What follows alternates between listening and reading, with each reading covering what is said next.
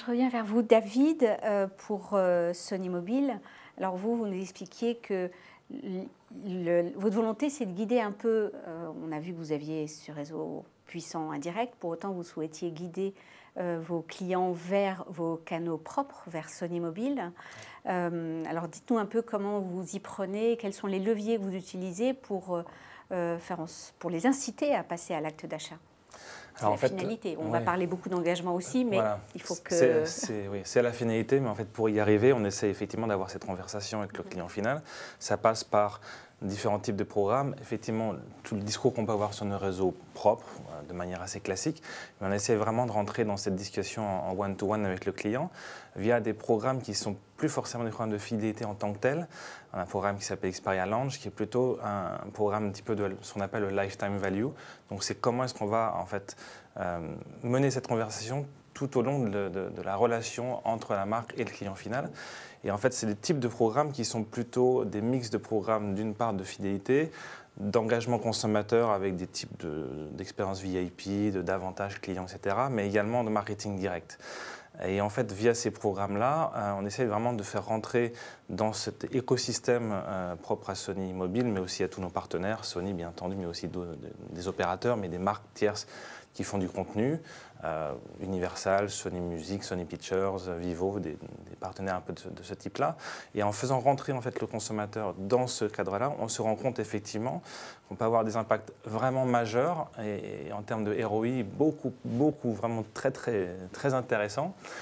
sur notamment de la préférence de marque, où on voit des impacts vraiment majeurs, mais également parfois aussi sur de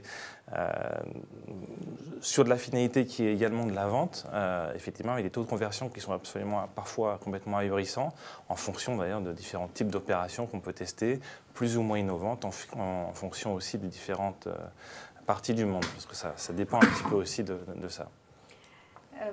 Les réseaux sociaux, pour vous, sont aussi des leviers forts d'engagement et de transformation. Est-ce que vous pouvez nous en dire davantage? Alors oui, les réseaux sociaux, effectivement, c'est de par la puissance, que ce soit sur des réseaux propres comme en Chine par exemple, mais aussi sur des réseaux du type Facebook ou Tumblr ou d'autres, tout comme Twitter sur le monde, on ne peut pas forcément s'en passer, on est obligé de passer par là. Néanmoins, on essaye vraiment, nous aussi, d'évoluer de par des positionnements des réseaux sociaux qui eux-mêmes essayent aussi de valoriser leur audience. Aujourd'hui, quand on investit $1 pour créer une base de fans sur Facebook, on doit de nouveau réinvestir en 2, 3, 4 dollars pour pouvoir réengager avec ce consommateur. Donc on essaie de passer de notre côté de passer déjà au step d'après en essayant de transformer ce client vers nos réseaux propres du type site corporate ou des applications.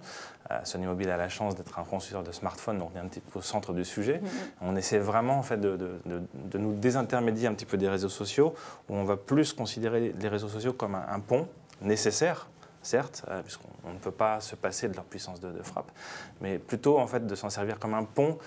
vers nos propres réseaux dans lesquels on va pouvoir avoir cette conversation en direct. Dernière question, quels sont les indicateurs sur lesquels vous vous focalisez pour justement aller mesurer ce concept d'engagement et après de transformation? Alors c'est un grand débat, et ça évolue presque tous les mois parfois, ça évolue beaucoup. Forcément donc des préférences de marque que l'on fait soit via des indicateurs digitaux directement sur les applications par exemple. Donc on a pas mal d'outils assez poussés, de par soit les outils qui sont proposés par des acteurs du type